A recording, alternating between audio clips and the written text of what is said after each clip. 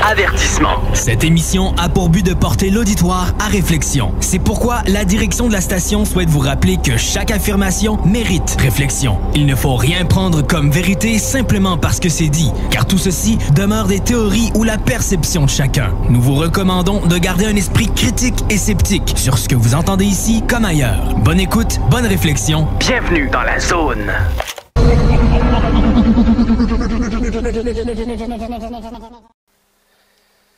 Bonjour tout le monde, on est de retour suite aux commerciaux et on est toujours avec Normand Sévigny. Bonjour Normand. Rebonjour. Et je fais un petit peu du coq à l'âne un peu parce que lorsqu'on parle de pensée, lorsqu'on parle d'influencer la matière par la pensée,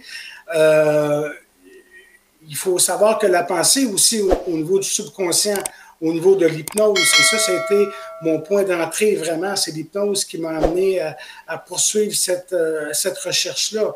Donc, comment on faisait pour pouvoir influencer à ce moment-là quelqu'un au niveau de la thérapie par hypnose. Et c'est pas évident. Mm-hmm.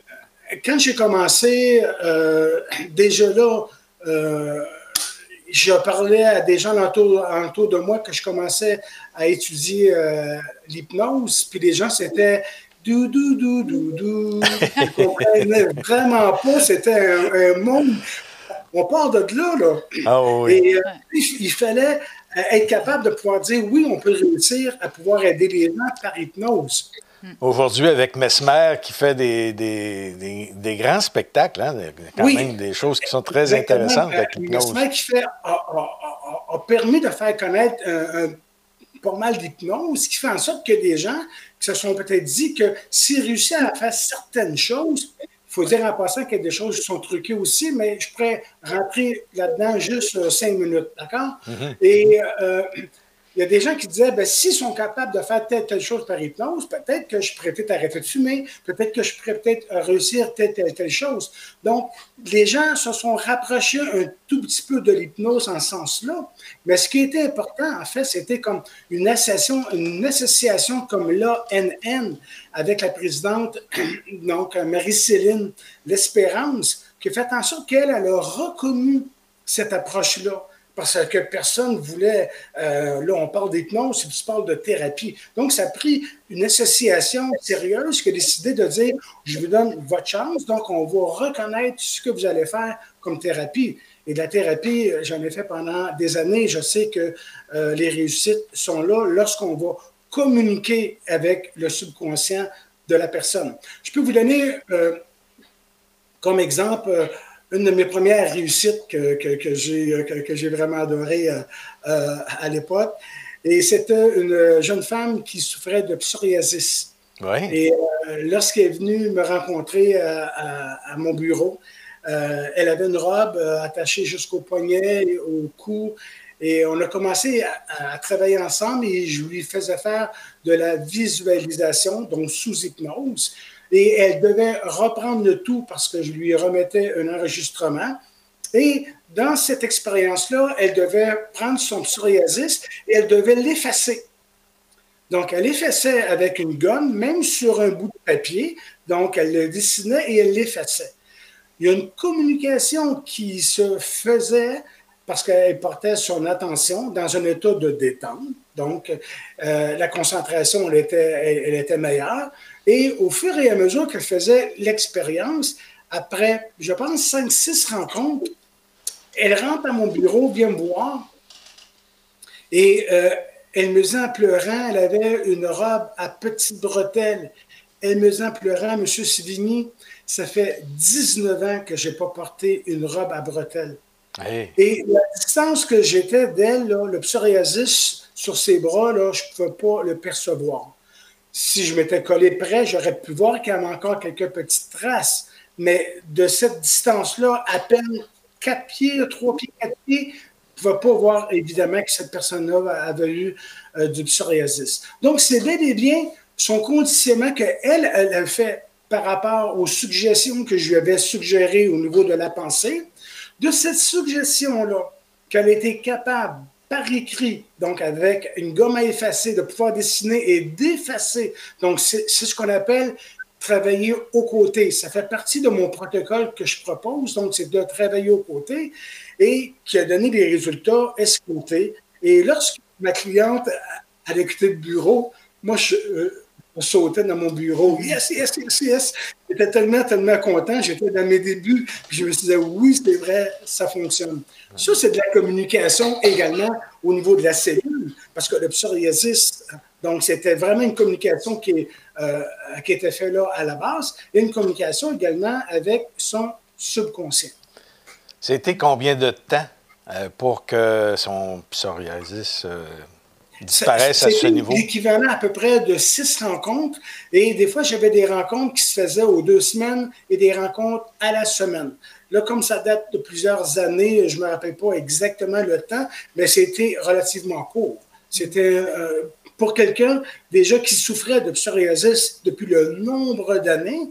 Donc, en l'espace de quelques semaines, son psoriasis a disparu. Avec 3-4 mois environ, j'imagine. 6 rencontres. Si on met les rencontres, on les met, mettons, aux 15 jours, donc ça nous donne à peu près 12 semaines. Si on les met aux 15 jours, mais je sais que là-dedans, il y en a eu qui ont été faits à la semaine. Donc, on pourrait mettre un maximum de 3 mois. Vraiment, pas 3 plus. mois pour 12 ans, là, c'est... Ouais. Donc, et tout ça part de l'information, donc, qui était fait également avec la visualisation et avec les suggestions thérapeutiques qui ont été apportées. Donc, tout ça, c'est également de l'information, c'est de la communication qu'on a fait également avec le subconscient, mais qu'on a fait également avec la cellule. Et c'est cette ouverture-là, comme j'expliquais tantôt, que grâce à l'association de l'ANM, l'Association nationale des naturopathes, qui a dit, oui, on fait une place au niveau de l'hypnose, bien, là, lorsque j'expliquais aux gens que oui, c'est de la thérapie qu'on fait, et c'est soutenu par un organisme, en quelque part, qui le reconnaît, mais ça nous a donné un bon coup de pouce par rapport au travail qui a été fait au niveau de l'hypnose. Nonobstant tout ça, comme je vous dis, je saute un petit peu du coq à l'âne, mais nonobstant tout ça, il y avait des gens qui, eux, prenaient un cours de 20 heures, puis ils ouvraient une boutique, puis ils voulaient travailler en hypnose. Donc, moi, je me suis dit, il faut donner des lettres de noblesse à ce qu'on peut faire. Donc, au niveau de la formation, je l'ai monté à 1000 heures de formation pour qu'on ait vraiment des praticiens en hypnose qui soient compétents, donc dans le domaine qu'ils vont travailler. Suite à ça, ensuite, j'ai eu une négociation qui s'est faite avec la loi 21 de l'Ordre des psychologues du Québec, donc concernant l'application de la psychothérapie. Donc, il y avait plein de portes qui se fermaient par rapport à l'hypnose parce qu'on me disait, vous faites de la psychothérapie. Et j'ai fait une négociation avec eux qui a abouti à un règlement en 2015 qui nous donne maintenant les normes de l'hypnose au niveau de l'application thérapeutique au Québec. Donc, maintenant, les gens peuvent vraiment s'afficher comme hypnothérapeute. On peut s'afficher également avec des protocoles et des cas qu'on peut travailler qui ne sont pas de psychothérapie, même si on parle de pouvoir aider au niveau du stress, de l'anxiété, de dépression, etc. Donc, c'était un travail de longue haleine, difficile, mais à la fin, on a réussi à arriver à cette entente-là qui fait en sorte que maintenant l'hypnose, ici, elle est acceptée. Et suite à ça, j'ai ouvert 2 franchises, une au Maroc et une en Tunisie au niveau de l'hypnose. J'ai formé là-bas surtout des professionnels, donc des médecins, des anesthésistes, des psychothérapeutes, des gens déjà dans le domaine de la santé. Et j'ai amené un protocole pour les opérations au cerveau. Et en Tunisie, on a fait, lorsque j'ai quitté, on était déjà rendu à la 6e opération au cerveau par hypnose. Aucune anesthésie. Et l'avantage de cette opération au cerveau sous hypnose, c'est que lorsque le chirurgien va toucher un endroit au cerveau, bien, le patient est capable de pouvoir répondre tout de suite au chirurgien, ils disaient « Oui, je sens ça, il se passe ça, il se passe ça. » Donc là, ils sont capables de pouvoir travailler beaucoup plus directement au niveau du cerveau que lorsque la personne est sous anesthésie générale. Malheureusement, ici au Canada, on n'est pas près de ça, là. La seule approche vraiment qu'on fait au niveau de l'hypnose, au niveau médical, c'est au niveau de la dentisterie. Donc là, on est un peu plus ouvert. Mais le reste, c'est vraiment les hypnothérapeutes qui font ce travail-là. OK. Moi, j'ai une petite question. Est-ce que vous faites encore des formations pour l'hypnose aujourd'hui?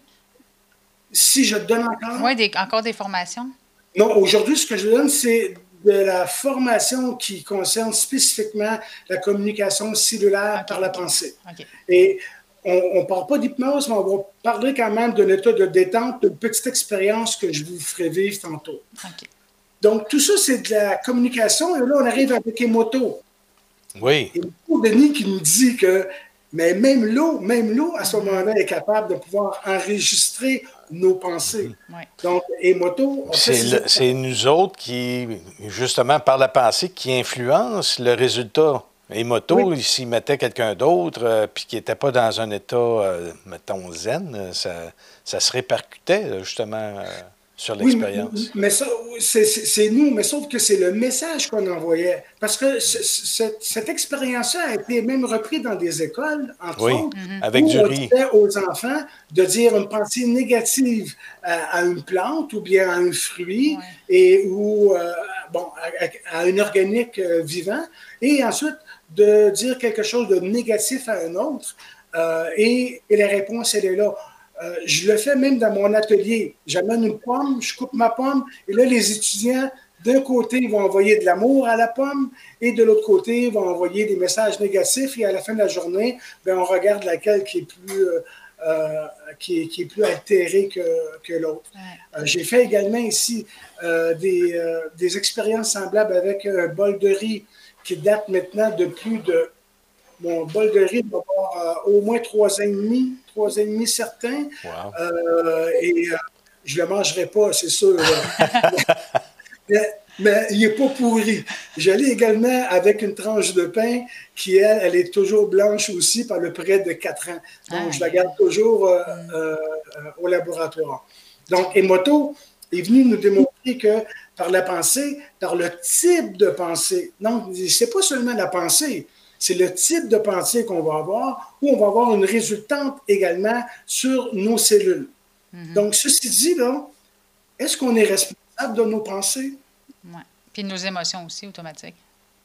Donc, on doit effectivement y porter garde, parce que même lorsque on a une pensée négative, cette pensée négative-là va avoir un impact en quelque part sur une cellule, en quelque part sur un autre être humain.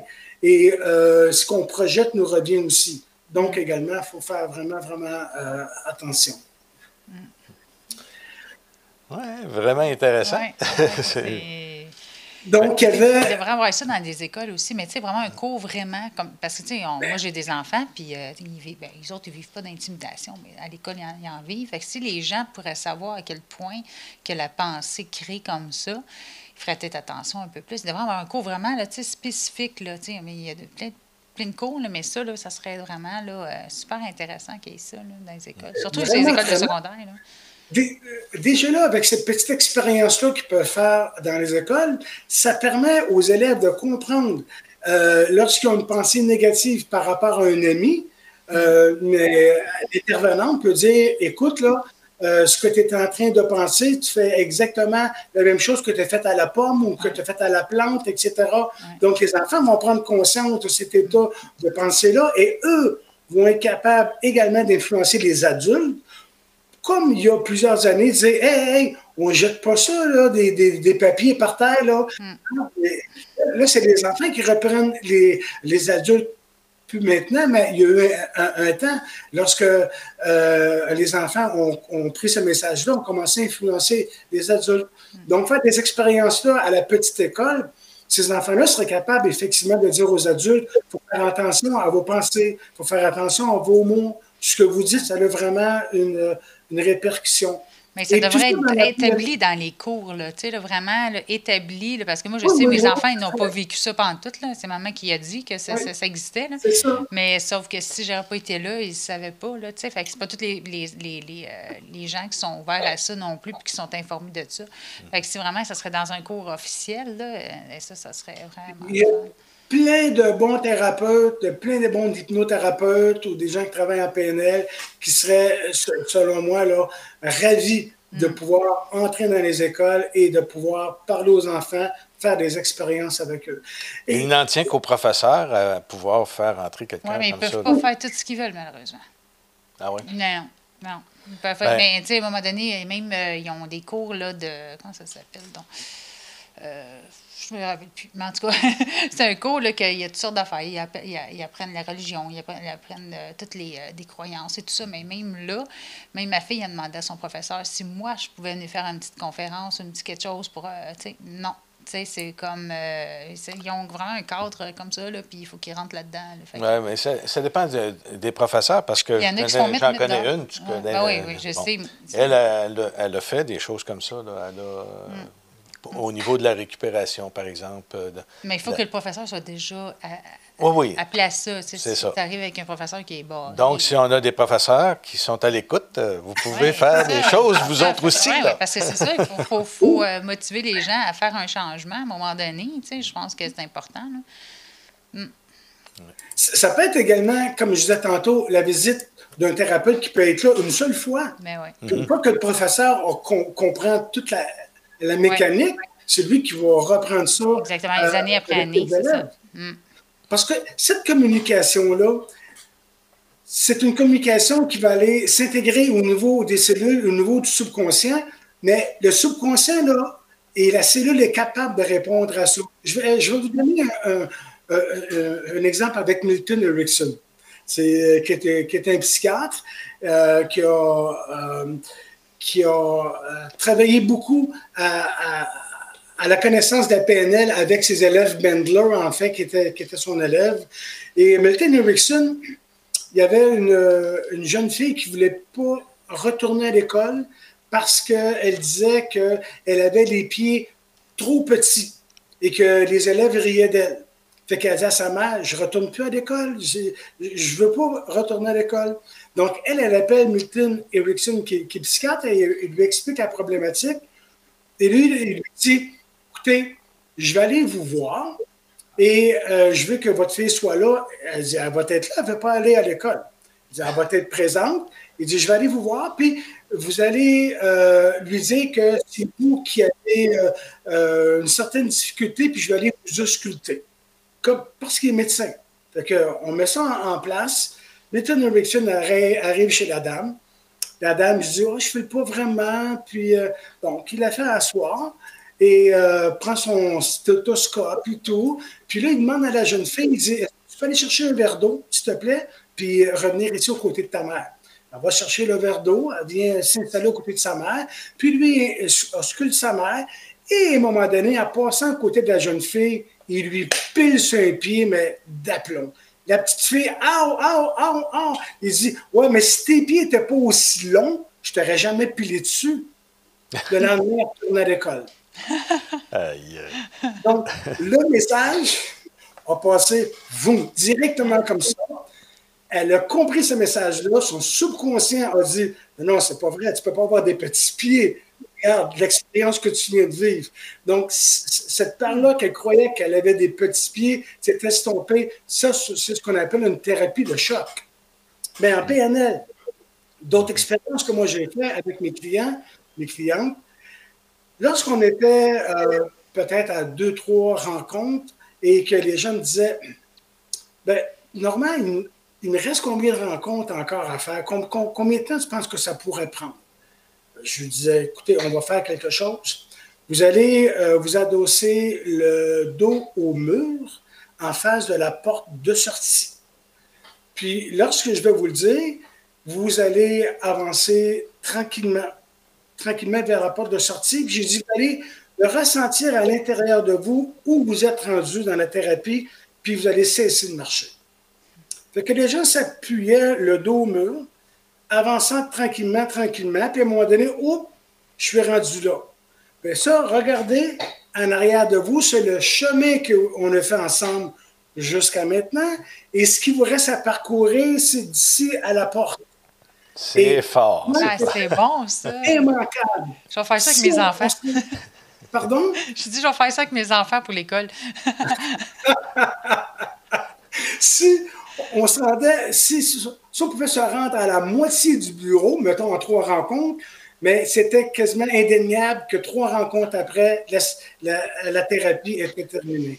Donc, ça, c'est de la PNL. Ça, c'est de la communication qui se fait également au niveau du subconscient, qui se fait non seulement au niveau du subconscient, le subconscient, une fois que cette information-là, il va l'activer pour pouvoir atteindre les objectifs, parce que 3 rencontres après, c'est fini.